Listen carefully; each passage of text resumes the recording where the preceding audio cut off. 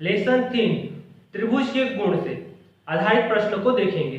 पिछली कक्षा में हम लोगों ने पहला और दूसरा प्रश्न देख चुका था, आज तीसरे प्रश्न से सॉल्व करेंगे। तो चलिए आते हैं क्वेश्चन पर।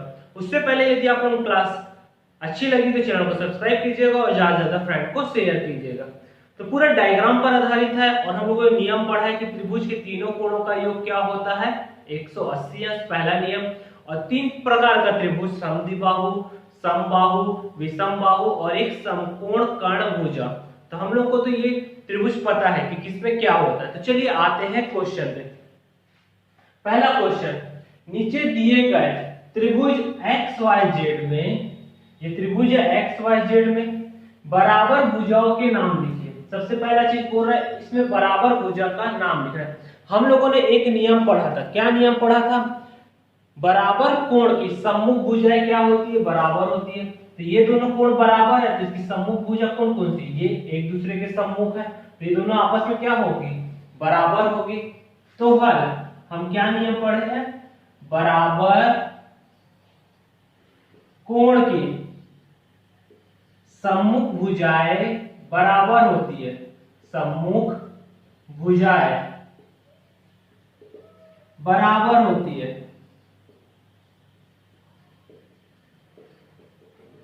तो त्रिभुज XYZ में, तो त्रिभुज XYZ में XY बराबर होगा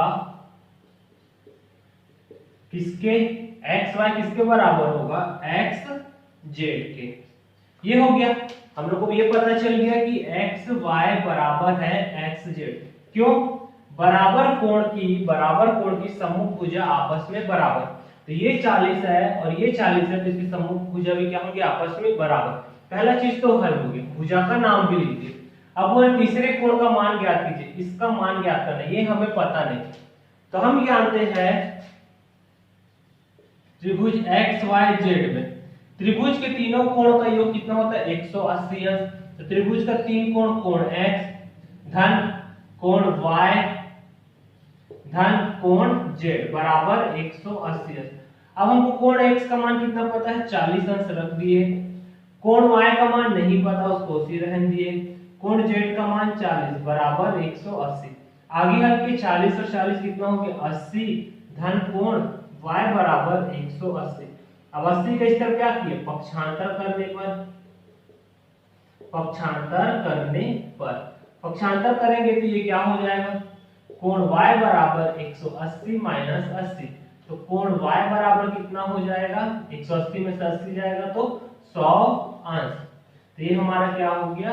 आंसर। ये 100 हो गया और ये 40 तो टोटल कितना हो गया? 180।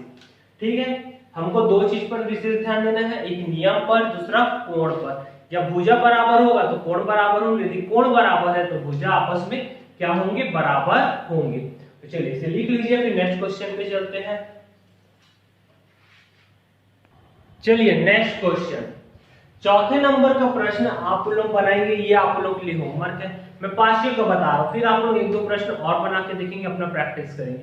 जब तक आप लोग खुद नहीं बनाएंगे तब तक क्वेश्चन बनेगा नहीं, क्योंकि पेपर में आपको बैठना है, अपना दिमाग को शार्प करना है। मेरा क्या है, मैं तो आप लोगों को बता दूंगा, लेकिन पेपर में मेरे को तो नहीं बैठना है, अपने दिमाग को दौड़ाना है। तो चलिए आते हैं क्वेश्चन पे। तो क्वेश्चन है, यदि त्रिभुज PQR में PQ बराबर है PR, ये पहले ही बोल दिया, PQ बराबर है PR, डायग्राम में भी दिख रहा है, ये दोनों डबल लाइन दोनों लिखा हुआ है, दोनों आपस में क्या है? बराबर है। दूसरा है कोण R बराबर 28 अंश, ये भी दिया हुआ है। तो त्रिभुज का शेष कोण ज्ञात करना है, यानी हम लोग को क्या क्या दिया पहले वो लिख लेते हैं। हल दिया गया है,